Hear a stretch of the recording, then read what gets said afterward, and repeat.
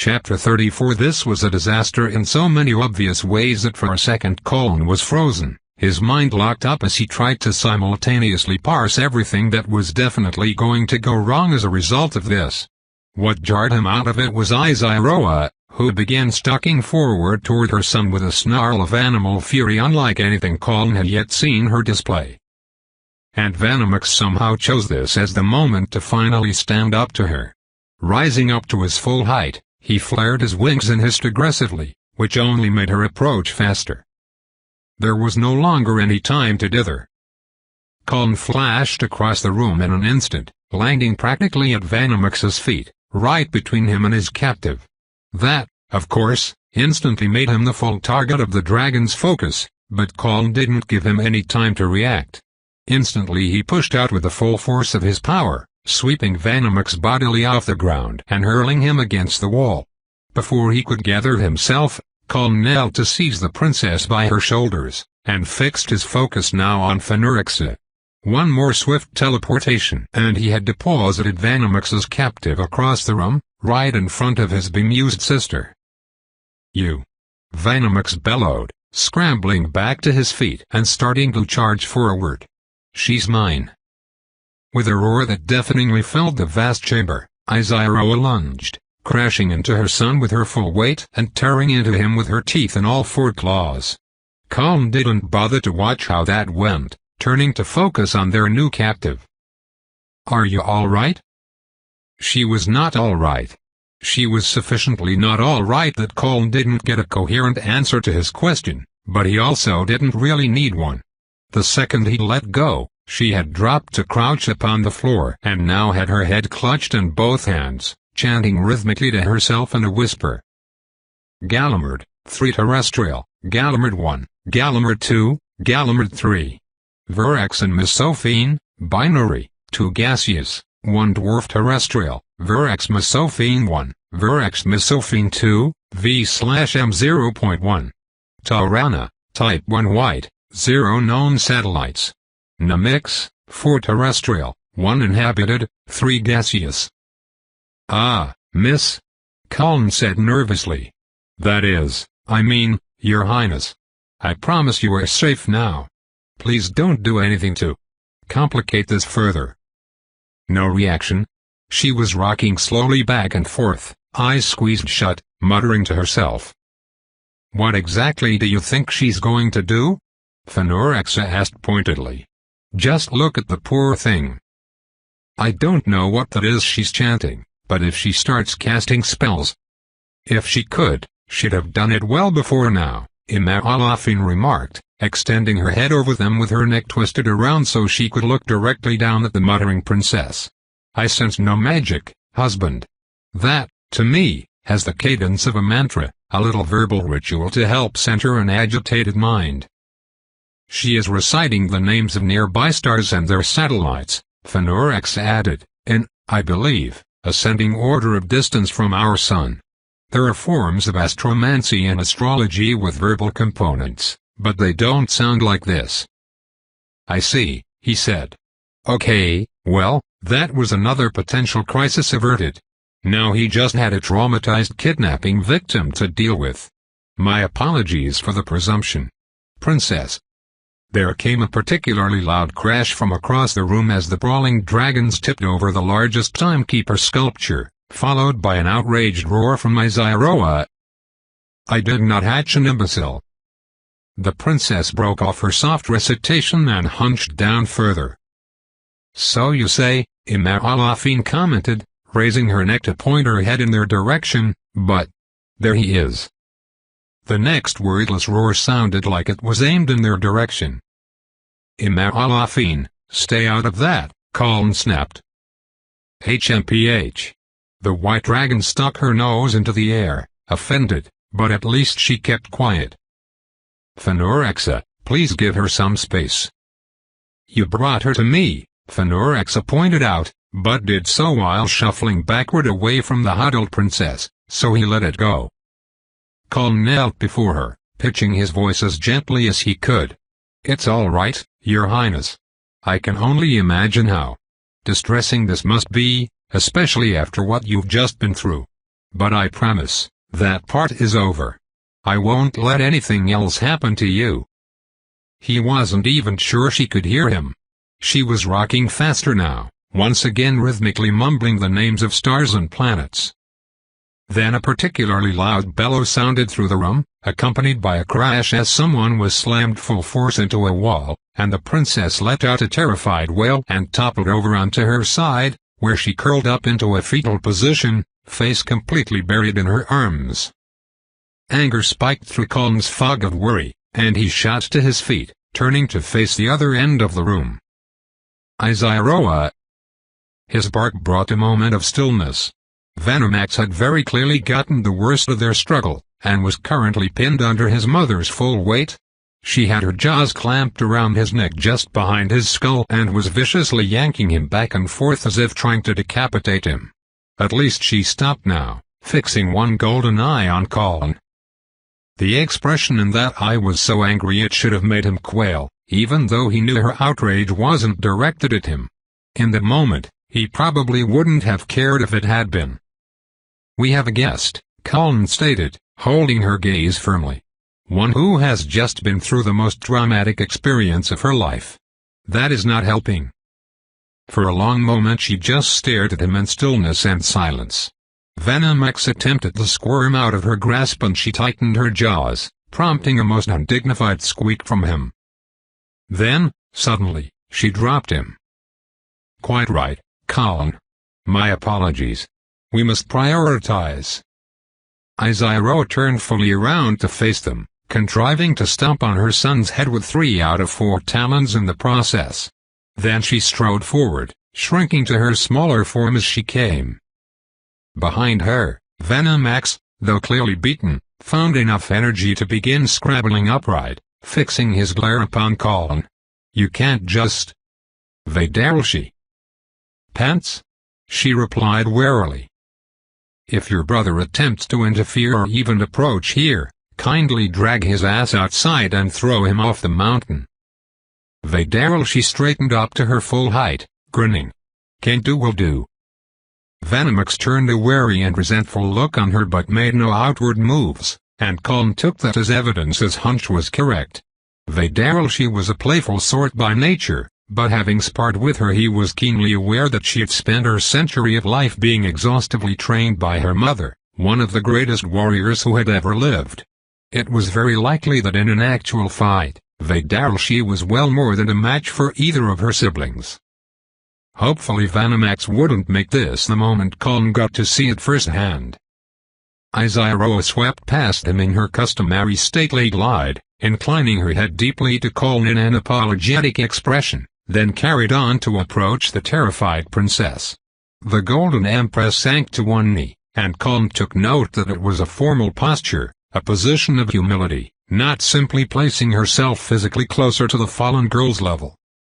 "Your Royal Highness," Izyroa said in a soft, deliberately soothing voice.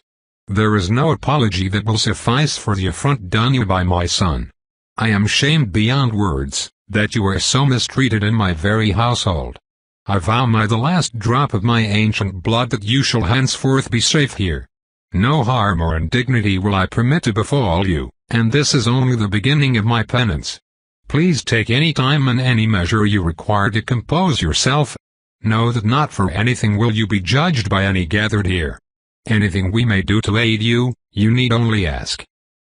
Colin had his doubts how much of that the young woman was consciously parsing, at least at first. She seemed to have retreated fully within herself. But while Izyroa softly spoke and nothing else violent or loud happened, gradually she began to untense. Whether it was the words or just the Empress's soft, measured tone. Well, Izyroa undoubtedly had more experience than any of them in dealing with distraught people. Warily, the girl finally parted the hands covering her face to peek up at them. Her eyes were a light shade of brown. Izyroa slowly extended a hand. Looking at it, the princess flinched once again at the sight of her claws. But the dragon simply held it out, open, palm up, calm and unthreatening. After a long pause the princess finally spoke to them. Her voice was soft and understandably somewhat hoarse. "Izyroa, the Empress. of Rivak?" Said Empress let out a very small sigh, but nodded.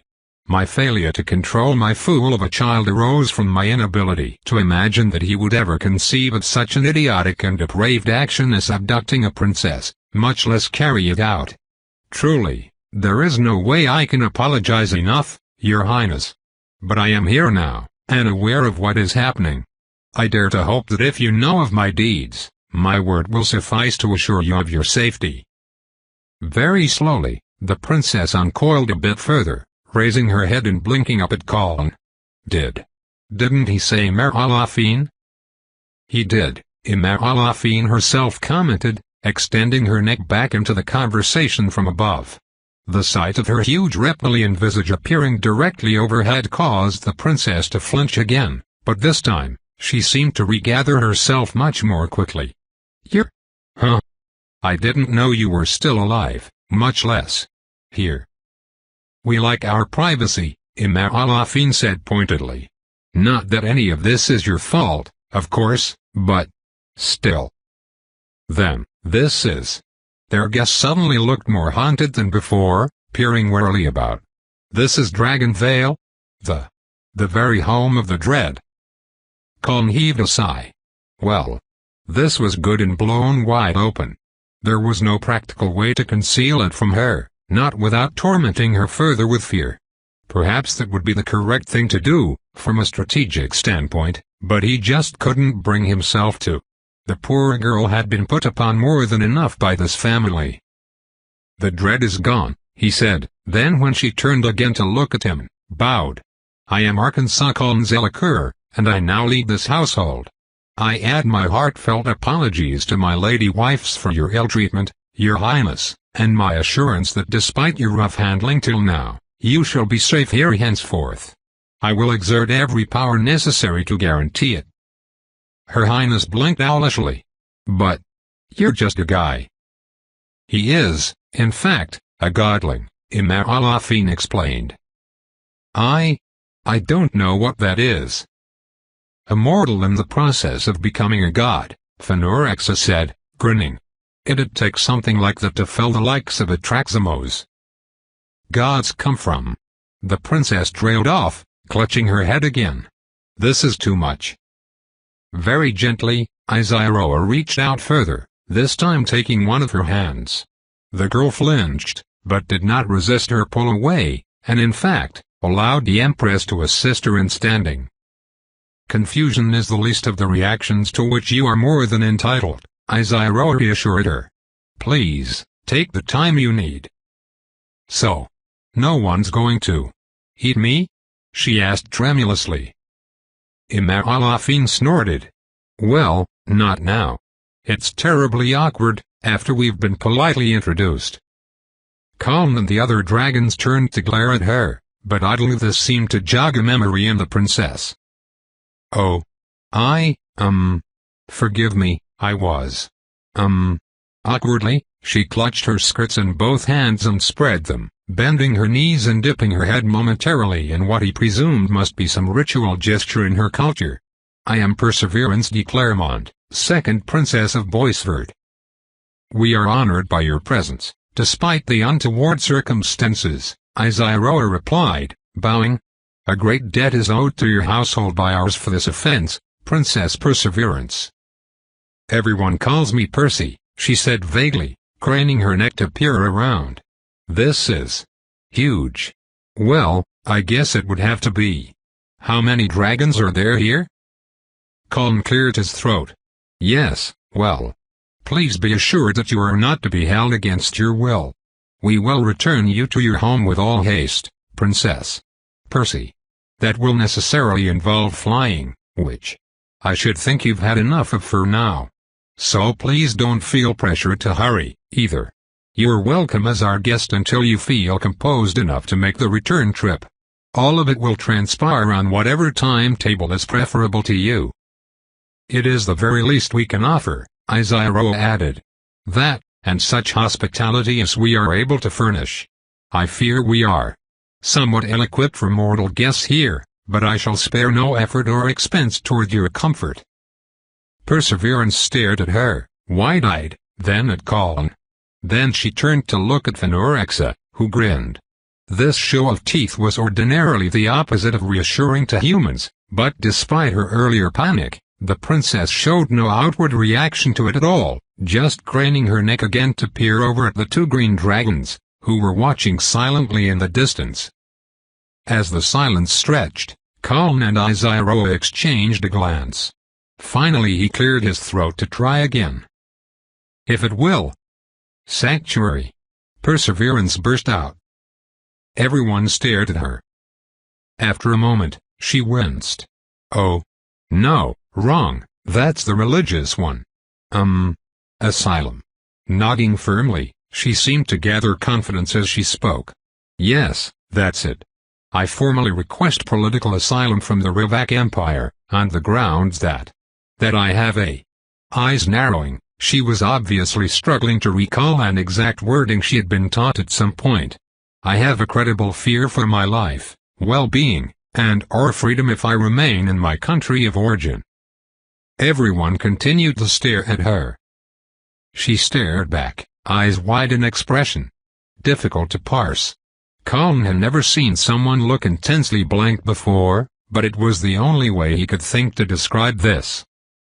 "De Claremont," Phenorexa said after a long, confused pause. My information isn't exactly up to date, since it all comes from whatever books and papers are dropped by whatever adventurers were fool enough to come too close to here, but, if I'm not mistaken, that was the previous ruling house in Boisford. The current queen is named von Holtzmann, I believe." "Ah," Izaroa said in a carefully neutral tone. "Well, it tells a classic story. I must clarify, Your Highness, that you are not in the Rivak Empire. On paper, I believe we are in fact still within Boisford's territory." "We're what?" Imaralafine demanded, snorting. "They would presume. They would never have the brass to come here and say it to our faces, Mother," Phenorexa said, grinning more widely. "As I understand the politics, holding the fief of Dragonvale just means they get a bunch of free aid and support from other Everville's countries. Boisford might be the only country which stands to lose anything from Atraximos being gone." "Okay, but that's all just on paper, right?" Perseverance said, as if this were obvious and uncomplicated. "No one with any sense at all is going to contest your power here. You are the Empress. And godling, I guess. I have no idea what that means in practice, but I know you have the power to do anything, really. May I have political asylum here?" Vadaril, she barked a laugh. "Oh, I like her. Do you hear that? The ball's on this girl. Let's keep her." Tiavathar smacked her to the floor with her tail. "This requires some further discussion," Izaroa hedged politely. "Your Highness, let us retire to a somewhat more comfortable setting, with perhaps some refreshments to lubricate what promises to be a most interesting conversation." "Oh, thank you," the princess said vaguely, reaching to accept the steaming cup of tea she was being offered. "Wait, she what?" One of the phantom legionaries had appeared, holding it out to her. It was, Colin saw, the mate from before, or, well, perhaps another soldier who had drawn similar duty. It wasn't as if he could tell them apart by their fleshless phantasmal skulls. More than that, he found himself impressed by the diligence on display here. Somehow, in the midst of all the chaos happening, the ghosts had discerned what would be called for shortly and gotten it done.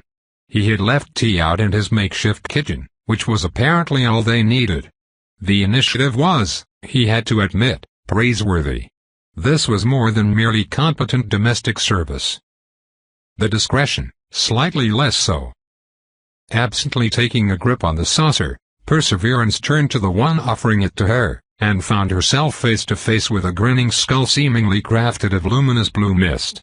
As she stared in dumbstruck horror, one of those flickering events happened, phantasmal scraps of rotting, semi-mummified flesh materializing on the undead maid's face. She had endured her abduction and recovered most admirably with some careful reassurance, but that, apparently, was a bridge too far. Her eyes rolled up in her head and the princess collapsed to the floor in a faint. "Okay, I take it back, Vaderil," she scoffed. "Weak." Izaroa heaved a sigh. "Thank you for the thought, Corporal. It was very adroit, right up until it wasn't. I believe we will take it from here." The ghost saluted with the arm not holding the teacup. Then she dissolved into mist and withdrew, which created the uncanny spectacle of the steaming up streaking away seemingly on its own. "All right," said Colin, rubbing at his temples. "Phenorexa, could you help, please? I'm not sure how you think my talents are applicable to this situation, but sure. What do you need?" "Nothing actually worthy of your talents. Would you please carry Her Highness into my chambers and place her on my bed?" "Vaderil," she cackled. "Pants, you dog. Shut up." He barked, and had the satisfaction of Vaderil she actually looking cowed. Colin deliberately moderated his tone, slightly. "Unless anyone else has convenient human-sized furnishings set up to accommodate guests." They all stared in abashed silence. "Sorry to set you to carrying," he said more calmly to Phenorexa. "This is the kind of thing I'd have the ghost do, but after that, if she comes to it the wrong moment, that would just be a further disaster. Considering the day she's having, I'm not certain being hauled around by another dragon would be a whole lot better," Phenorexa commented, but did so while shifting into her smaller form. "Still, I do see your point. Better me than Vanamax, at least." "Izaroa," he said, turning to her, "I will obviously need your help. This kind of thing is exactly up your alley." "My talents are of course yours, husband," she said, inclining her head toward him once again. "And I think that had better be," Colin added, glancing around at the others. "The girl needs less pressure and zero crowding." "Stop," Vanamax rasped, taking a limping step forward. His mother had clearly roughed him up more than usual, but he still managed to glare and bare teeth, starting to approach them. "I took her, she is mine. I won't have you." Izaroa whipped her head around, bared her dainty human-sized teeth, and emitted a growl which resonated through the chamber as powerfully as a full-throated roar from a full-sized dragon. It was more than just a sound, too. Colin felt magic flex, and she projected sheer rage across the room as a tangible force that stopped Vanamax in his tracks. Vaderil, she ducked her head and shuffled backward. Even Tevathyris and Imaralafine leaned warily away from her. "And you?" Colin grated, pointing at him. "I know that as head of this family, I should take the time to address this personally, but you have finally managed to genuinely piss me off, Vanamax. So I'm going to let your mother deal with you. Good luck with that." Izaroa's glare had a nigh physical force which had nothing to do with magic. She held it on her son for 2 heartbeats before contemptuously turning her back on him to follow Phenorexa, who had gathered perseverance into her arms with surprising gentleness and was already on the way to Colin's chambers. Colin inhaled and exhaled once, slowly, then went after them to see whether anything could still be salvaged from this mess. Chapter 35. It was really consistent with how this day was going that he didn't get 2 steps before the next interruption. "I hope you are not considering acceding to that insane request, husband." Tevathyris's tone was notably flatter than usual. Colin stopped in his tracks and turned to find her staring directly at him, the tip of her tail lashing in restrained agitation. "Of course I'm considering it," he replied. "This is no time to act thoughtlessly. There is clearly more going on with her than we know, and just what we know is bad enough. Obviously, I want to hear what she has to say before making a decision. More information is always better than less, but it is not wrong to lay out in advance lines which are not to be crossed," Tevathyris stated. "Colin, you are one thing, and these ghosts are another entirely. I am still less than sanguine about the latter. But the occupancy of our home is filling with alarming speed. I am not willing to play host to various random mortals." Colin glanced back. Phenorexa had proceeded ahead without pausing and was just now vanishing into his chambers. Izaroa had stopped and turned to follow the conversation herself. He took a deep breath to quell his own rising temper. Really, of all moments for T-Avathyris to finally start asserting her real opinions. Thanks to Venomax, we have just lost any hope of remaining in solitude and privacy. Even if the human nations don't dare assault us directly, the abduction of royalty will have consequences. Keeping her here is an option that will solve some of those problems at the expense of creating others. So yes, T-Avathyris. I am going to learn what I can and then make a decision. Perhaps I am not making myself clear, she exclaimed, accompanied by a loud scrape as her claws curled against the impervious limestone floor. I object to this. This, in particular. Vaidaralshi's head was swiveling rapidly as she glanced between her mother and Kaln. She kept uncharacteristically silent and far back enough not to be in the elder dragon's view. Why? Kaln asked simply. Do not my opinions and desires count for anything inherently? She snapped, open bitterness in her tone for the first time he had ever heard. Kaln really needed to just stop wishing for things. Here she was finally opening up to him, and it took the form of raving about some inscrutable personal issue of hers, right when he did not have time for it. Your perspective matters a great deal, Kaln replied, making his own voice as even and reasonable as he was able. But it cannot be the only thing that does. If you have some specific reason the Princess of 12.HOARD can't be here, obviously I wish to hear about that in detail, or I can hardly make an informed decision. So if you are here to be protected and guided by us, T-Avathyris exclaimed, slapping her tail against the ground with an echoing boom. This is not some manner of public house, nor the capital of some prospective empire. I will not have this place filled with miscellaneous mortals.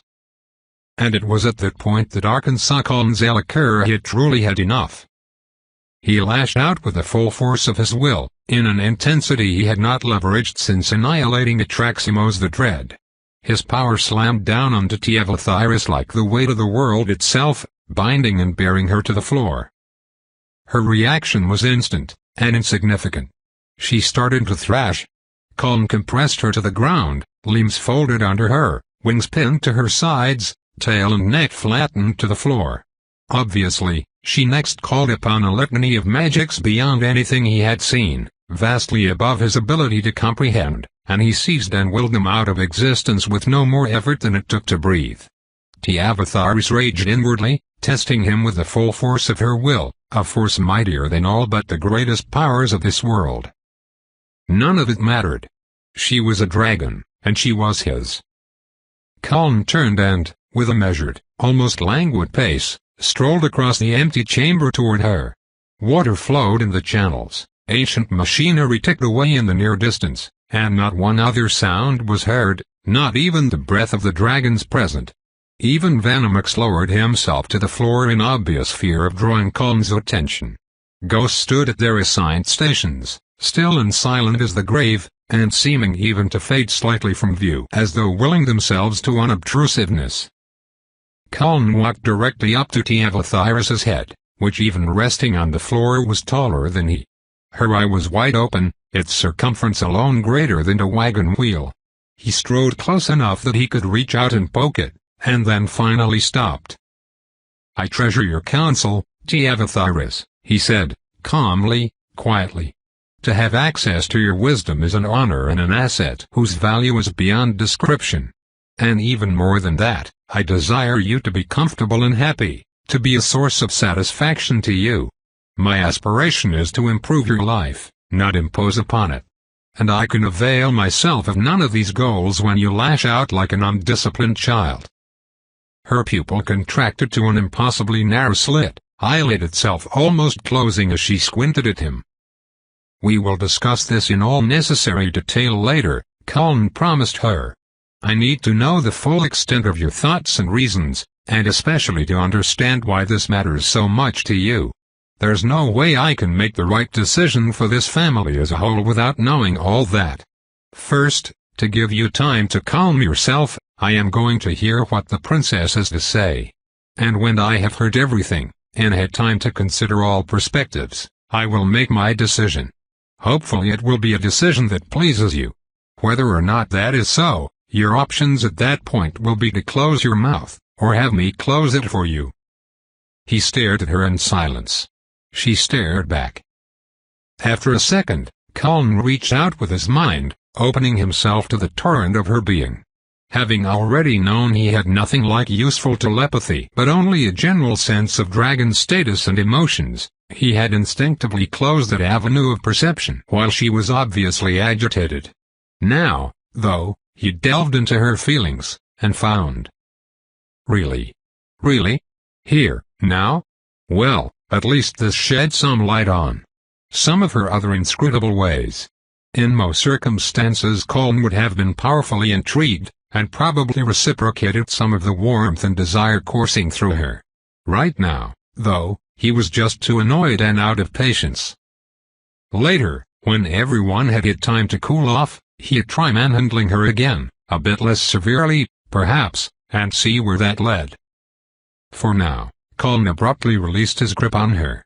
Tiavatharis twitched, raising her head up to its full, towering height, and stared down at him with a deliberately composed expression which betrayed nothing. He held her gaze for a long, pointed moment, then silently turned his back on her and walked away. Izairo waited for him, then fell into step alongside him as they strode toward his chamber. Colin appreciated that she had at least that much discretion, which was probably because it had been Tiavatharis upon whom he'd just had to publicly land. Had he dressed down Emer Alafine in her hearing, he doubted Izairo could have resisted making some comment which would force him to descend on her next. Children, every one of them. Ancient, wise, and powerful, except in the several specific ways in which they consistently acted out like spoiled brats. Why were they all like this? Of course, that was a question with an obvious answer. That was what immense power did to a person. Dragons, in the end, probably weren't all that different from anybody else, mentally. Colin suspected most people would end up acting similarly unreasonable if they'd lived for thousands of years as apex predators. Needless to say, he was not about to share this insight with any of the family. "How's our patient?" he asked as they entered the hoard chamber, approaching the huge bed where their guest had been carefully laid out. Considering the uses to which that bed had been put, Colin was really glad for Atraximos's self-cleaning wards, otherwise, well, that would have been no fit place for a princess. "Out cold," Phenorexa said, tilting her head quizzically to gaze down at Perseverance as if her highness were some kind of exotic specimen. Which, knowing Phenorexa, was likely more or less her line of thought. Not unfair. The kids had something of a day. I know we have matters to settle, but I find myself oddly inclined to let her sleep. That is a kind impulse, Phenorexa, Izairo said, smiling, and one I think we should indulge even given our other needs. Husband, this place is rather unsuited for hosting guests. Could you perhaps make some quick alterations before our visitor wakes? Now that is an excellent idea, he agreed. Really, he'd been putting off doing something about this place too long. Most of the central chamber was exactly as Colin had found it, laid out like a museum showcasing what had apparently been Atraximos's personal favorite artifacts at the time of his demise. Colin had really only made alterations to the empty central area which the dragon had set aside as his sleeping spot, adding only the huge bed and the smaller but equally ornate enchanted devices which made up his improvised little kitchen. He reached out mentally, connecting to the vast and intricate ward network, accessing the immense hoard in storage and swiftly sorting it through by a few criteria. In seconds, he had materialized an enormous wingback chair upholstered in red velvet, resembling a throne in both its size and the intricacy of its gilt and thread of gold decorations. Next to it he added another one of clashing design but similar ostentation. Then a plush love seat, and a couple of end tables. The result was a mismatched melange of mahogany, ebony, marble, gold, silver, and silks in which nothing went with anything else. Interesting choices, Phenorexa commented. Hey, keep in mind whose collection this was, Colin replied. I can probably fulfill any conceivable need except basic good taste. It was opulent, yes, but in a tacky, ugly way. Considering the stress our guest must be under. How to make this more comfortable? He added some pillows and a throw rug of the least ornate styles he could find, which meant rustic fur and deep green crochet. Then immediately regretted it, because that only made everything clash even more, but he decided not to bother with backtracking. Among the large enchanted furnishings Atraximos had collected, Colin found a freestanding marble fireplace containing a permanent pile of ever-burning wood and an enchantment to banish smoke, and placed it at one end of the furniture arrangement he'd just created to create a ludicrously ostentatious approximation of a cozy little sitting room. "Phenorexa, could you light that?" He'd expected her to use a spell, but she just leaned over and spat a tiny fireball into the wood. Colin, meanwhile, added a fur rug to the central area between the furnishings, which would do for a finishing touch.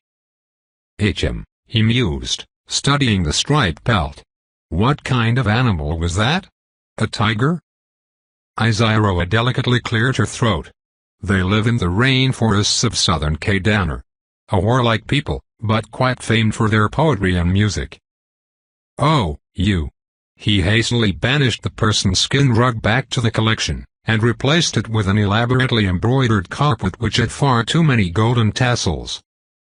This is absolutely hideous, Phenorexa stated pleasantly. I kind of love it. Mind if I come read here from time to time? This is temporary, Colin informed her. The young lady is quite disheveled, due to no fault of her own, Izyroa said, gently brushing a lock of brown hair out of Perseverance's closed eyes. I don't suppose there are any toiletries in there. Why would he have anything like that? Phenorexa retorted with a wry smirk. It was Atraximos, Colin sighed. If it was enchanted or sufficiently sparkly, he'd pick it up, the big magpie. Ah, here we go. He produced and handed over a hairbrush and a hand mirror. Izyroa swiftly snatched the latter from him and moved it so its reflective surface faced the floor. Husband, I understand that you are being asked to work quickly with unfamiliar materials, but please do read the labels with care. This is an incredibly potent cursed mirror which shows the viewer their heart's deepest desire. If they gaze at it long enough for the curse to take effect, more than a few minutes, that desire will take physical form and kill them. Yikes. Sorry. He swiftly consigned the cursed mirror back to storage, pausing to double-check what he had already produced.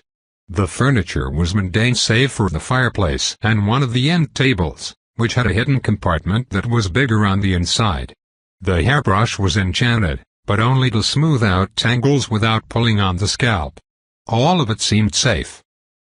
He found another mirror, this one just as gaudily bejeweled as everything else around here, but none magical. I'm just in time. A loud gasp seized all their attention as Perseverance abruptly sat bolt upright in the bed. She took one swift look around and then grabbed her head again in both hands. What? Where? Oh, no. Did I faint? I fainted. How embarrassing. No one here is about to criticize you for that, or for any reaction you might have, Percy, Izyroa assured her. Nor would any person with an iota of basic sense. You have borne a string of severe indignities with admirable grace. The princess stared at her, wide-eyed with greater shock than that statement seemed to warrant. Grace? Admirable? Me? Very much so, Izyroa said, extending a claw and helping her gently to the edge of the bed. It is the most reasonable thing in the world for you to feel somewhat out of sorts. Come, let's see if we can help straighten you up a bit. That always makes me feel better after an upset. Husband, could you perhaps arrange some refreshments for our guest? Of course, he said swiftly, retreating discreetly to the kitchen. He hadn't really explored it during their brief visit to Boisford, but he'd always heard that Northerners had more heavily gendered social roles than Riva. A veiled princess might not appreciate having a man around while she worked on her appearance. Keeping that in mind, he deliberately dawdled a bit in the kitchen even though there was very little to do, keeping half an ear on the soft conversation behind him to await a suitable opening. There was, helpfully, already a pot of tea brewed, thanks to that legionary's initiative. She had also returned the poured cup of tea, which was still warm but no longer steaming. Colin opted to leave that where it was, finding a full set of teacups amid the hoard. They didn't go with the still steaming pot, but nothing in here went with anything else, so it seemed a bit late to worry about it.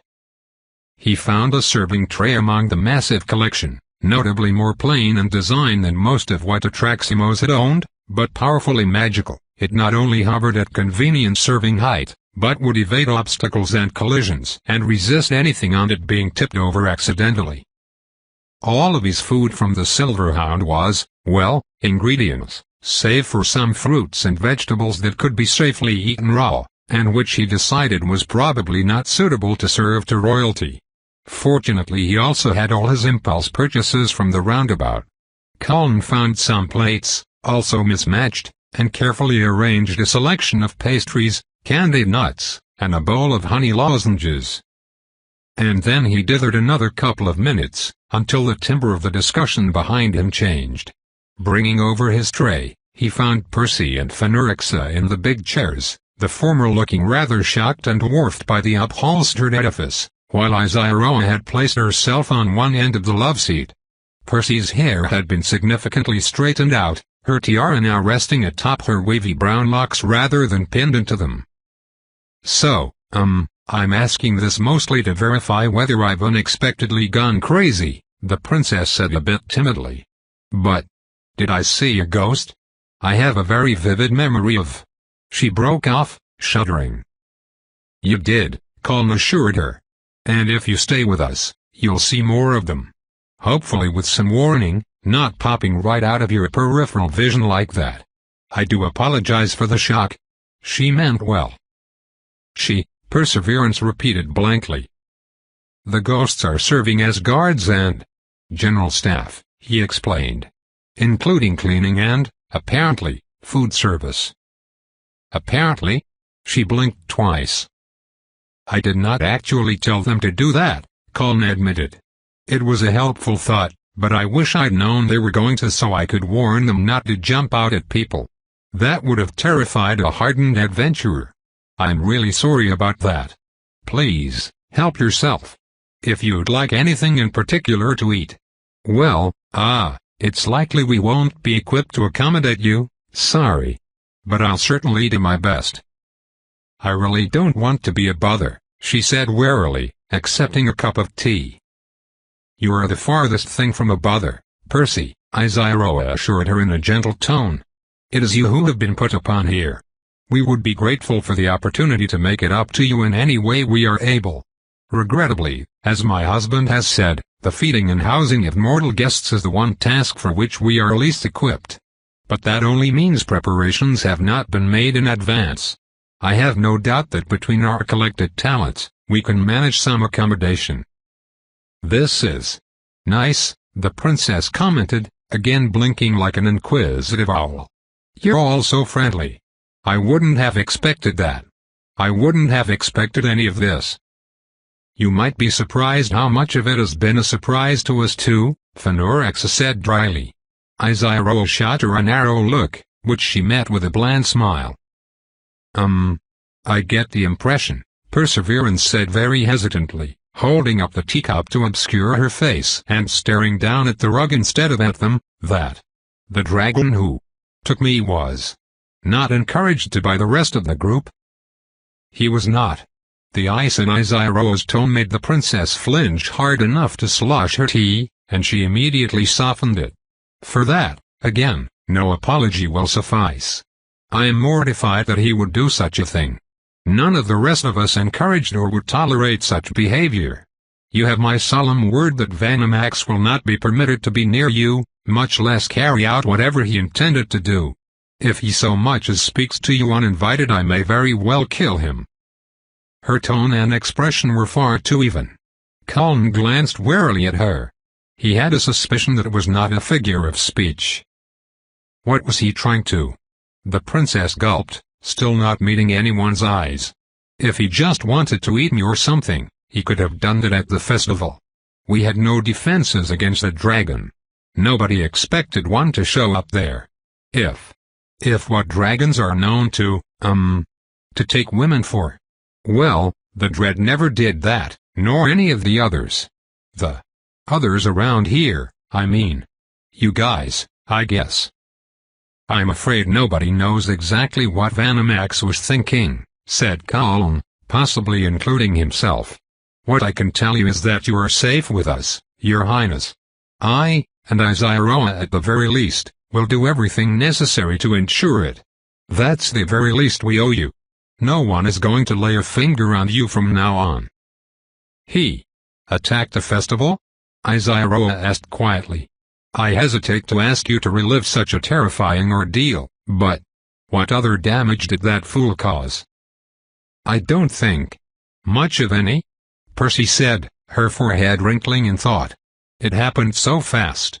I'd barely heard the alarms and then there he was. Boom, dragon.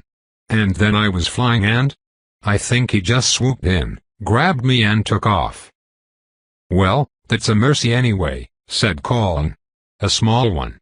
Not that kidnapping the princess isn't a provocation, but apparently it could have been at least a little bit worse. Yes, I fear we shall have to be grateful for whatever small mercies are given us, Iziaroa sighed. Colin added in concern, Fenorixa? Are you okay? The young dragon was holding half a honey-glazed blackberry tart, with her cheeks both puffed out and flushed and an absolutely stupefied expression on her face. Colin thought he saw tears glistening in the corners of her eyes. She ignored him, staring at the pastry, then abruptly stuffed the entire rest of it in her mouth, letting out a moan that sounded uncomfortably carnal. Have you never eaten human food before? Colin asked, fighting back an amused grin. Iziaroa sighed again. I apologize for my niece's etiquette.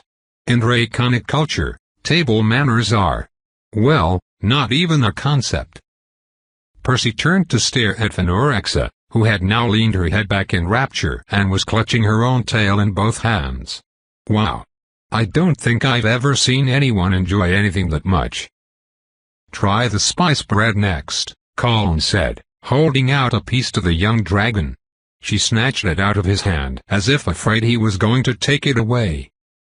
Well, while Fenorixa marvels at the new horizons that have just opened before her, Iziaroa said wryly, perhaps we should discuss more pertinent matters. You mentioned fearing for your life, Princess. Oh. Right. Perseverance slumped slightly in her chair. Yes. About that. Chapter 36. I don't think my life is in danger, Perseverance said slowly, frowning, then suddenly glanced around the room and grimaced. I mean, at home, not. You know. I mean, I do not believe my family would have me killed. But, there are other ways to get rid of an inconvenient princess. And I don't know how it is in Rivak, but in Boisvert even the royal family doesn't rule absolutely. Power is relative, that's how Mother always puts it. It is, widely held that. She lowered her eyes again, staring glumly at her teacup. After a moment even Fenorixa paused in her ecstatic chewing to regard the princess in mild concern. Can you explain your situation, Percy? Iziaroa asked softly. I am sorry to ask it, as I can tell this is a trying subject for you. But we are very much in the dark about the inner politics of Boisvert, and as I'm sure you understand, these details are eminently relevant to what you asked of us. Yes, of course, Percy sighed. Right. Well. Okay. My father was king of Boisvert, of old Boisvert, I mean, the previous country. My mother passed away when I was very young. I only barely remember her, and only in vague impressions. He married my stepmother Henrietta von Holtzmann, which combined two smaller kingdoms. Boisvert became the name of both, and our city was the capital, and in exchange she kept her surname and her line was to inherit. She already had a son, and I. She paused for a moment, looking away to the side. Well, even that early there were questions about me. Iziaroa and Colin exchanged a careful look. Fenorixa was now chomping bites of spice bread. He wasn't actually sure whether she was even listening. Percy cleared her throat and continued. Anyway, when my father passed on, my stepmother remarried, and, well, that's how the royal family stands now. They have a very serviceable heir, who is required to inherit the throne by treaty. I'm not suitable for it, anyway.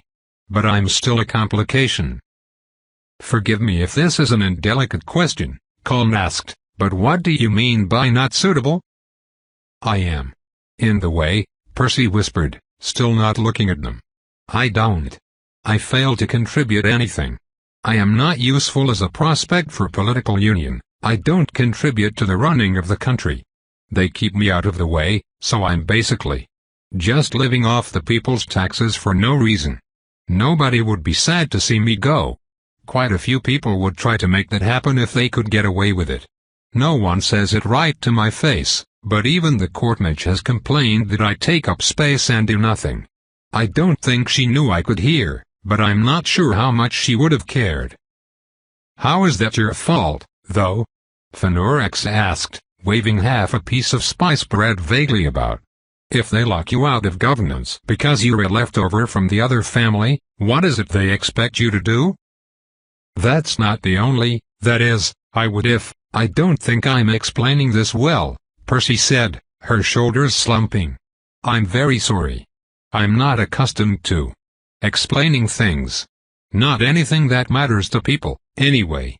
Mostly, none of what I talk about is interesting to. Sorry. That probably just sounds like a complaint. My life is actually very good, except for being basically unwanted and a constant political thorn in the country issue. And I'm always afraid they're going to get rid of me and wondering whether it'll be exile to the countryside or being locked in one of the towers or poisoned by whichever of the societies gets tired of me first. It's very comfortable in the palace, though. Nobody raised royal has any right to complain about anything. Colin and Isaiah shared another long glance. It sounds quite complicated, the Empress said delicately, as such things often are. You would be far from the first inconvenient family member to be mishandled by a succeeding dynasty. My stepmothers have never mistreated me.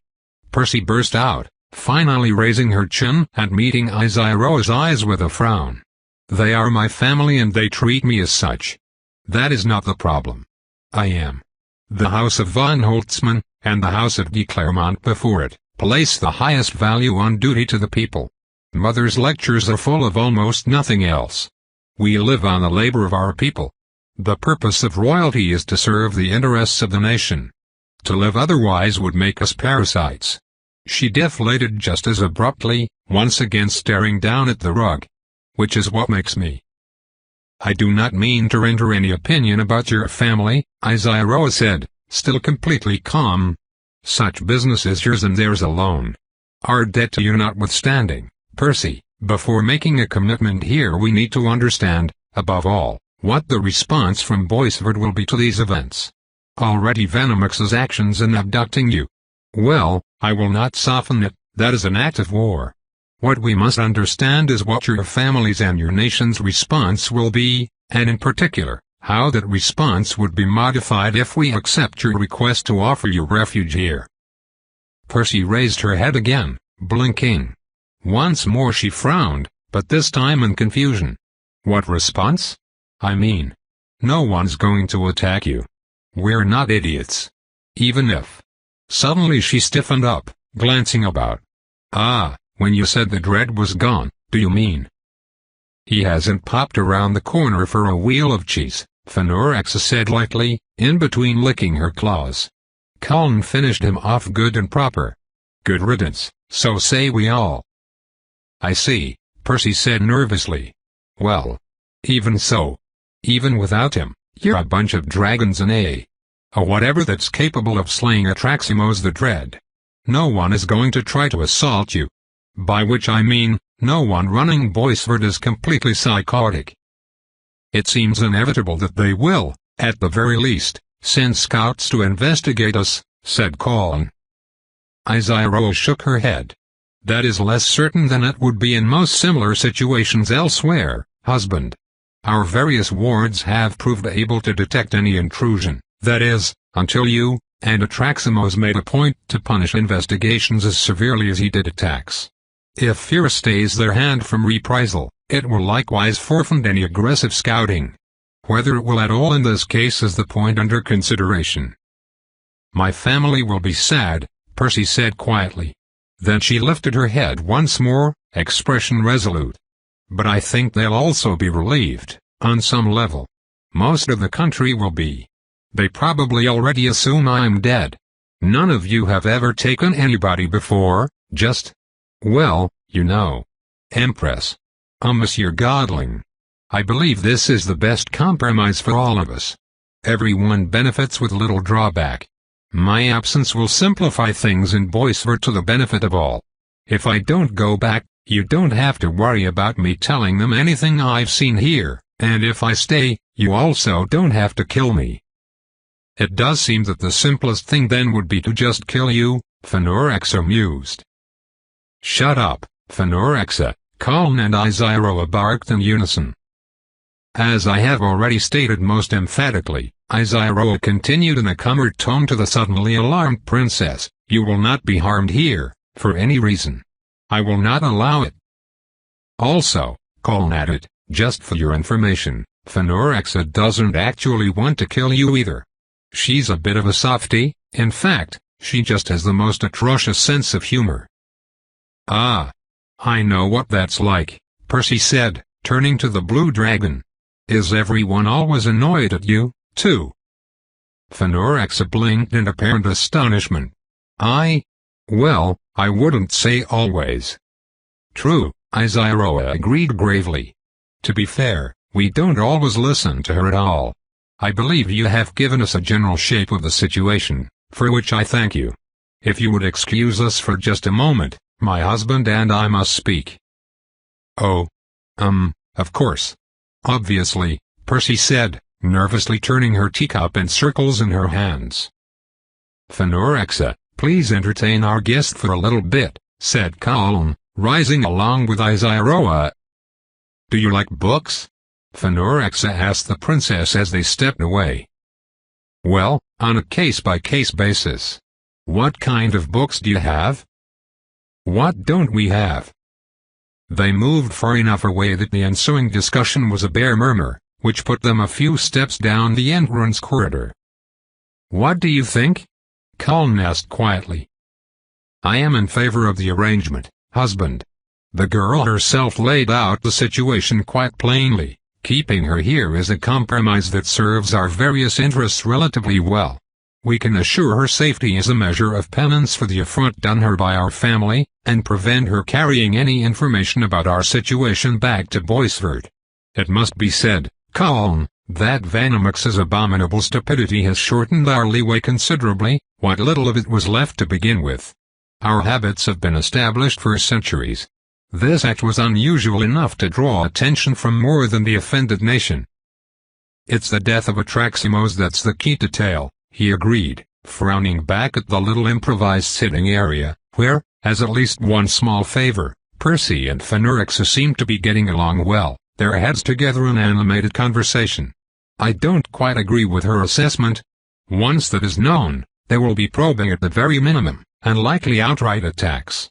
As much as I'd prefer not to cause any more destruction to these kingdoms, I suspect we won't get any peace until we establish unequivocally that assailing us is still futile.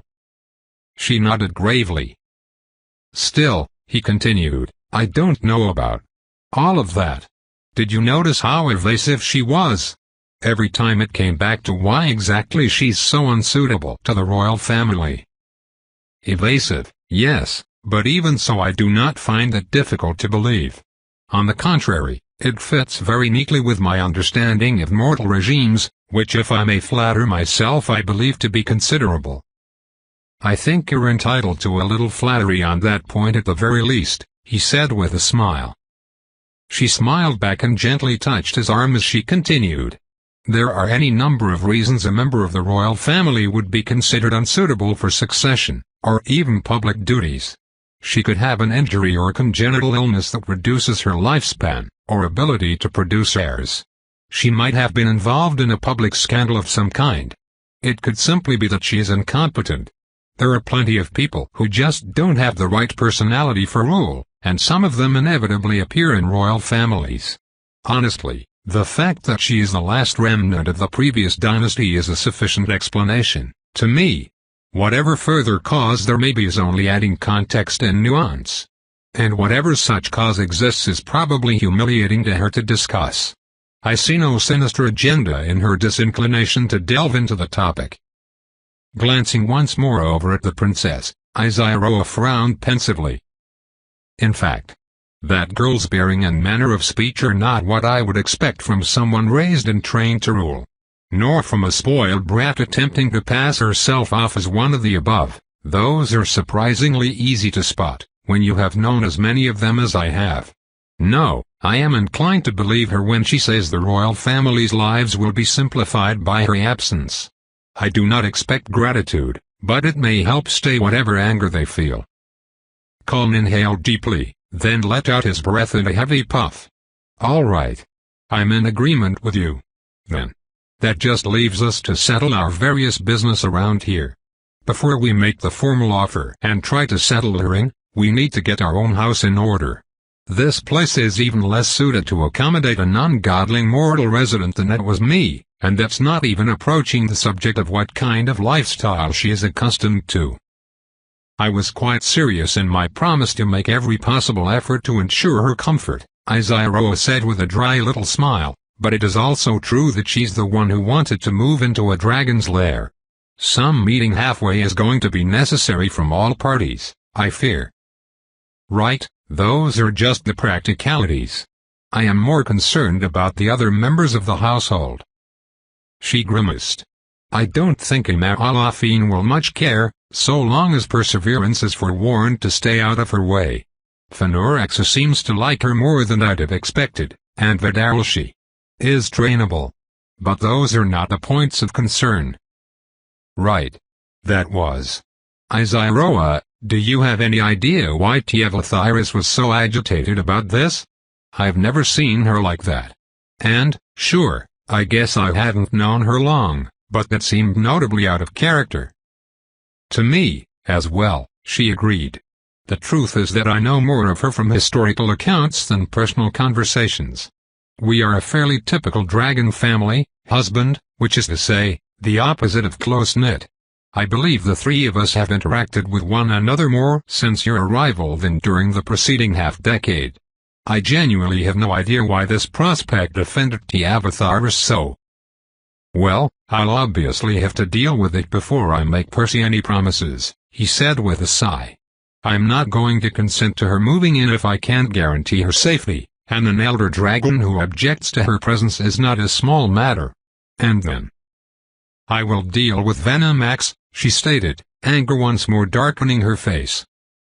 Of course, Cullen agreed quickly. That much was already decided. Looking at her expression, he realized that this was not going to be the end of that conversation. The other two drakes were obvious reflections of their mother's personal tutelage, with allowances for their individual personalities. How was it, then, that the offspring of the most poised and socially adroit of the elder dragons was the most reckless, aggressive fool? Cullen had been wondering about this for a while, in the back of his mind, but he had firmly set it aside as something to be explored carefully, over time. Sticking himself into the middle of Izairoa's and Venomax's relationship seemed like it couldn't possibly be anything but disastrous. Except, now he had to. More events like this were simply not acceptable. But this, he decided, was not the moment. Izairoa looked narrowly at him, and he had the strong impression she had guessed the general direction of his thoughts. He decided to deal with this as quickly as possible, after she had had time to handle Venomax and then calm down. It had better not wait much longer than that, but if you had to poke a bear, there was no point in doing it specifically when the bear was hungry. I need to ask you to put that off for a little while, though, he said aloud. I have to go make sure she'll be okay with everyone else in the household, and in the meantime. Well, Fenorixa is fine as far as she goes, but you are both the best suited to look after a mortal, and the only one capable of ensuring her safety if one of the others decides to take exception to this before I can ensure that they won't. Don't mistake me, I like Phenurexa very much, but she's probably the least effective member of this family in dragon-to-dragon combat. I think the risk of that is very slight, husband, she said with a faint smile, but given the stakes, an abundance of caution is indeed appropriate. Let us not have any further stains upon our integrity, particularly in the eyes of Princess Perseverance. I'm glad we're on the same page. He squeezed her arm, and she leaned forward to momentarily rub her forehead against his. This'll have to take the time it takes, but I will try not to dawdle. I shall do my utmost as well, husband. Success to us both. They parted, she striding back over to rejoin Phenurexa and Percy, he passing the rest of the way down the corridor. The central vault was empty, of dragons, at least. The ghosts were on duty, and in fact a squad of them was at that moment moving the fallen timekeeper artifact back into place, having apparently just finished tipping it back upright. Fine work, thank you, Colin called to them. As one, the ghosts paused, turned to him, and saluted, then resumed their careful pushing and pulling. He reached out with his senses for the other dragons. Imalafine had gone back to the library, no doubt to resume the project he'd just given her now that nothing else of interest was happening where she could see. Of Venomex and Vidaralshi there was no sign. Colin focused, straining to extend his senses. There. The two of them were out at the far end of the valley. Doing what he could not tell, given the faintness of their impression in his mind, but that was probably for the best. Maybe his sister could. No, Vidaralshi was not one to talk sense into anyone. Still, having a general grasp of her foibles, Colin didn't think she'd make it worse. She might even calm him down. Tiavatharis was in her lair, alone. That was ideal. She was seething, which was less so. Colin squared his shoulders and set off across the vault. In her personal chambers, Tiavatharis was coiled up in her larger form, occupying most of the large padded surface they'd used for sparring. Of course, that would serve just as well as a sleeping pad for a creature her size.